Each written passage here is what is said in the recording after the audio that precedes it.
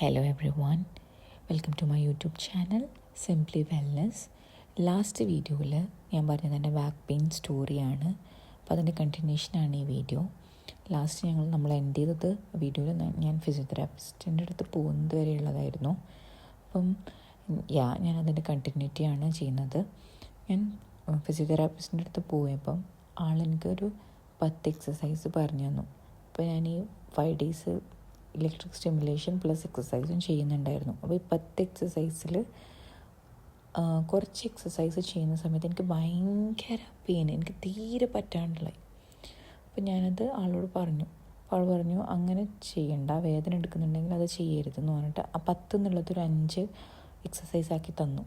പക്ഷേ അതിനൊരു പാറ്റേൺ ഉണ്ടെന്ന് പറഞ്ഞു. അതായത് ഫസ്റ്റ് വീക്കിൽ അത് ഞാനൊരു 5 times ചെയ്യണം, സെക്കൻഡ് വീക്കിൽ അത് 10 ആക്കണം, തേർഡ് വീക്കിൽ 15 ആക്കണം, അങ്ങനെ പറഞ്ഞു.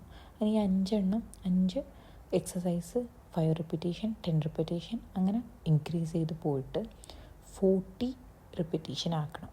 എന്നിട്ട് 40 repetition ആയതിനു ശേഷം അത് തിരിച്ച് വീണ്ടും 35 30 25 20 അങ്ങനെ ആക്കിയിട്ട് 10 5 എത്തിക്കണം എന്ന് പറഞ്ഞു. അപ്പം ഞാൻ എങ്ങനെയും ഈ വേദന കുറക്കണം എന്നാണല്ലോ നമ്മൾ ചിന്തിക്കുക. അപ്പം ഞാനിത് റിലീജിയസ്ലി ചെയ്യാൻ തുടങ്ങി എല്ലാ ഡേയും. അപ്പോൾ ഫസ്റ്റ് 2 weeks എനിക്ക് ഭയങ്കര ബുദ്ധിമുട്ടായിരുന്നു. ഭയങ്കര ബുദ്ധിമുട്ട് ഇൻ ദ സെൻസ് എനിക്ക് പെയിനും ഒന്നും വയ്യായിരുന്നു. ഞാൻ പിന്നെ പ്രധാനപ്പെട്ട കാര്യം ഡോക്ടർ പറഞ്ഞതെന്ന് വെച്ചാൽ വെയിറ്റ് തീരെ എടുക്കാൻ പാടില്ല, കുനിയാൻ പാടില്ല. അപ്പോൾ ഇത് രണ്ടും ഞാൻ മൈൻഡിൽ എപ്പോഴും വെക്കുമായിരുന്നു. ഞാൻ കുനിഞ്ഞിട്ട് ഒരു സാധനം എടുക്കില്ലായിരുന്നു. എന്തെങ്കിലും സാധനം എടുക്കണമെന്നുണ്ടെങ്കിൽ ഞാൻ നേരെ ഒരു സിറ്റിംഗ് പൊസിഷനിൽ ഇരുന്നിട്ട് മാത്രമേ എടുക്കാറുണ്ടായിട്ടുള്ളൂ. അപ്പം എല്ലാവരോടും പറയാനുള്ളത്, കാരണം ഈ നടുവേദന വരാനുള്ള മേജർ ഒരു കാര്യം പൊസിഷനിങ് ആണ്. നമ്മൾ കുനിഞ്ഞെടുക്കുന്നത് ഭയങ്കര നമുക്ക് ഇഞ്ചുറി വരാനുള്ള സാധ്യത ഭയങ്കര കൂടുതലാണ്. അപ്പം ഞാൻ 1 month ആയപ്പം എനിക്ക് ചെറിയ ഡെവലപ്മെൻറ്റ് ഫീൽ ചെയ്യാൻ തുടങ്ങി.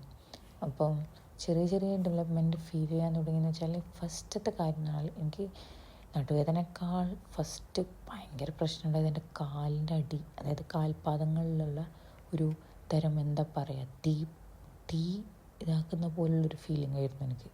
അത് മാറി 1 month അത് പൂർണ്ണമായി മാറി.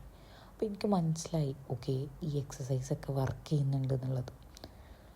പിന്നെ 2nd month എൻ്റെ ഈ മുട്ടിന് അതായത് കാൽമുട്ടിലേക്ക് ഒരു ഷോക്ക് അടിക്കുന്ന പോലുള്ളൊരു എഫക്റ്റ് ഉണ്ടായിരുന്നു. എനിക്ക് ഭയങ്കര ഇറിറ്റേറ്റിംഗ് ആയിരുന്നു. അത് മെല്ലെ മാറി എന്ന് പറഞ്ഞാൽ അതത് ഡെവലപ്പ് ചെയ്യാൻ സ്റ്റാർട്ട് ചെയ്ത്, അതായത് മെല്ലെ ആയിട്ടത് മാറി. ബട്ട് 2nd month ആകുമ്പോഴത്തേലും അതും മാറി കിട്ടി. അപ്പോൾ എനിക്ക് 3rd month ആയാലേ ഈ മരുന്ന് കഴിഞ്ഞാലേ ഡോക്ടറെ വിസിറ്റ് ചെയ്യാൻ പറ്റുള്ളൂ. അപ്പോൾ ഈ വേദന കൂടി ഈ ഈവനിങ് ഒക്കെ ആകുന്ന സമയത്ത്, അതായത് എനിക്ക് ലിറ്ററലി ഒന്നും ചെയ്യാൻ പറ്റില്ലായിരുന്നു. കിടക്കാൻ പറ്റില്ല, ഇരിക്കാൻ പറ്റില്ല, നടക്കാൻ പറ്റില്ല, അങ്ങനത്തെ ഒരു കേസായിരുന്നു.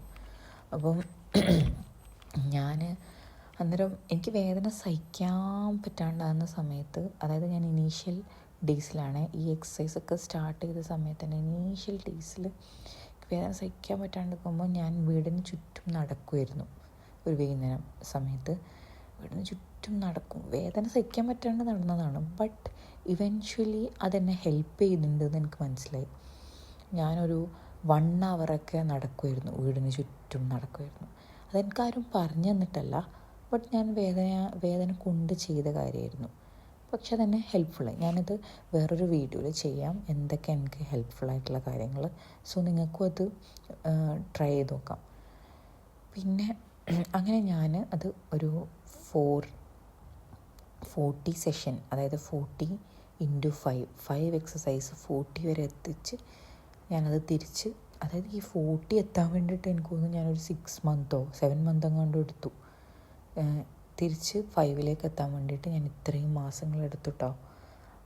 ഏറ്റവും കൂടുതൽ എൻ്റെ ഒരു ഇതിൽ ഇത് വേണ്ടതെന്ന് പറഞ്ഞാൽ പെയിൻ ഓവർകം ചെയ്യാൻ വേണ്ടിയിട്ട് വേണ്ടതെന്ന് പറഞ്ഞാൽ ക്ഷമ.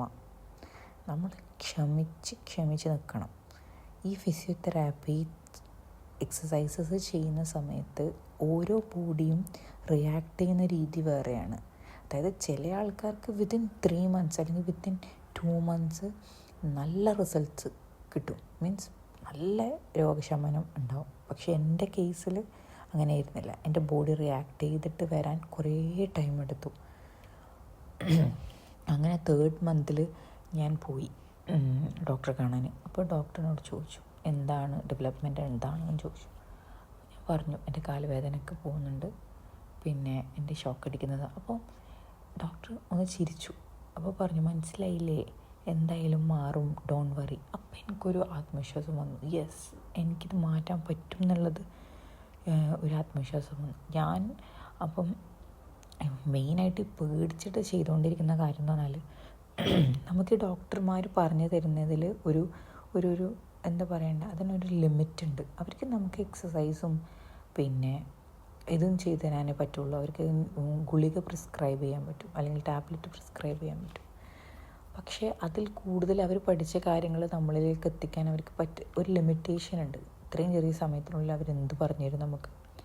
അപ്പം എനിക്കിതിനെക്കുറിച്ച് കൂടുതൽ അറിയണമായിരുന്നു, എന്താണ് ഹെൽപ്പ് ചെയ്യുന്നത്, ഇതെന്തുകൊണ്ടാണ് വരുന്നത് എന്നൊക്കെ.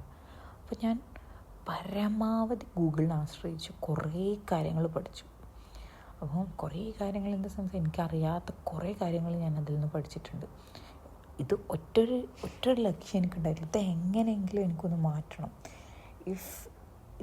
ഇഫ് ഡോക്ടർ എനിക്ക് പെയിൻ കില്ലർ തന്നില്ലെങ്കിൽ അതിനെന്തായാലും ഒരു സൊല്യൂഷൻ ഉണ്ടാവുമെന്ന് എനിക്കറിയായിരുന്നു. അപ്പോൾ ഞാൻ ഗൂഗിളിൽ നിന്ന് ഒരുപാട് റെഫറൻസസ് ഒക്കെ എടുത്ത് പഠിച്ചു.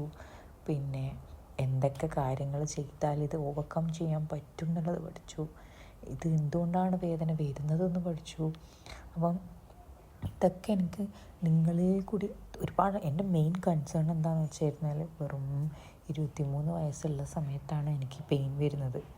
അതും ഞാൻ നടുവേദന എന്നൊക്കെ പറഞ്ഞാൽ എൻ്റെ മദറിന് ഒരു എന്താ പറയണ്ടേ 35 എല്ലാം ആയപ്പോൾ സ്ഥിരം നടുവേദന സ്റ്റാർട്ടായി. അപ്പം ഒരു നടുവേദന വന്ന ആൾക്ക് മാത്രമേ വേറൊരാളെ നടുവേദന മനസ്സിലാക്കാൻ പറ്റുള്ളൂ, അൺലെസ് നമുക്കതൊരു വേദന മാത്രമാണ്.